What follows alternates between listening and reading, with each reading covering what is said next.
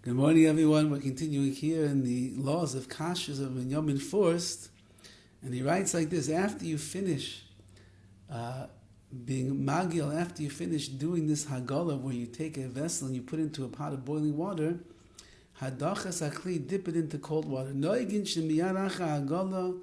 The minhag is that right after the hagala, after you put it into the hot water, medichem es akli b'mayim tzaylim, we should dip this vessel into cold water. In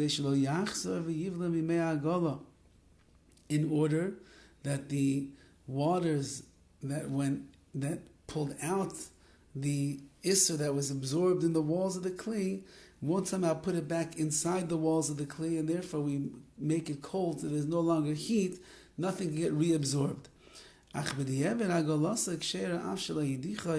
Nevertheless, b'di'evid, if you forgot to do it, it's still going to be a good hagala, because this vessel obviously was not used for the last 24 hours, so in theory, technically, halachically, it's not going to put the taste of Isser back inside. Hagala is kelim lePesach. What about when you want to kasher these vessels for Pesach? When you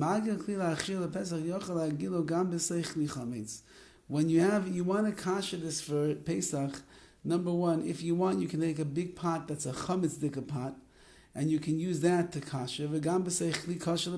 Or you can end up using a big pot that's really a Pesach pot.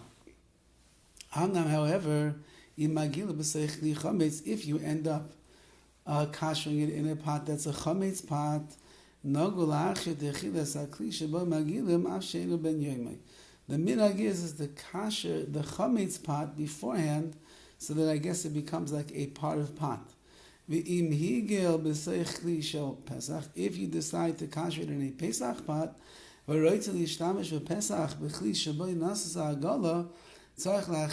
now you want to use that pot that you used to get it ready for Pesach with a kli. You want to use that pot, let's say you want this big pot you want to use for your chicken soup now on Pesach, you need to kasher it before you're going to use it. What about kashering a vessel in order to change the usage of the vessel? The minhag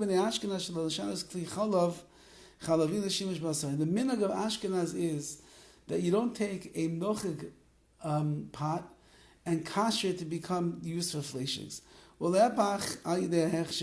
you don't do a Fleishig pot and make it milchigs. What's the reason? Maybe you only have this one pot or pan in your house. And you keep switching it back and forth between meat and milk, milk and meat. You'll do this every day. In the morning you want, one day you want chicken soup, the next day, 24 hours later you want spaghetti with pasta with cheese. You keep going back and forth. Maybe one day you'll forget what you changed it to, and you'll end up using it without the proper hechsher, and it'll become treif. However, there are ways in which you could switch a kli from milchigs to fleishigs or fleishigs to milchigs. If you're kashering this vessel for Pesach, you could switch it from meat to milk or milk to meat. Because that's not what you had in mind. I have a soup pot that I'm going to use. I use normally for chicken soup during the year. Now I want to use it for Pesach. I kasher it. And I decide that I'm going to turn it into a milchig pot. You're allowed to do that. Let's say you had a vessel that was treif, it was milchig and then became treif. Says the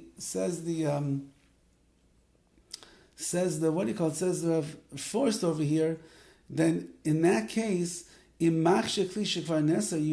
kashing it was already aser. Then you could switch it to whatever you want. Let's say you got it as a gift and you want to change it from what it originally was. Your parents gave you a set of dishes or a set of pots and pans that were milchig, and you want to use them as fleishig, you could kasher.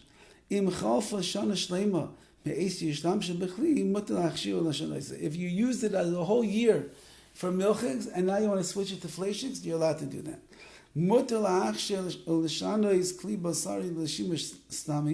You could take a meat vessel and you could turn it into a parv vessel.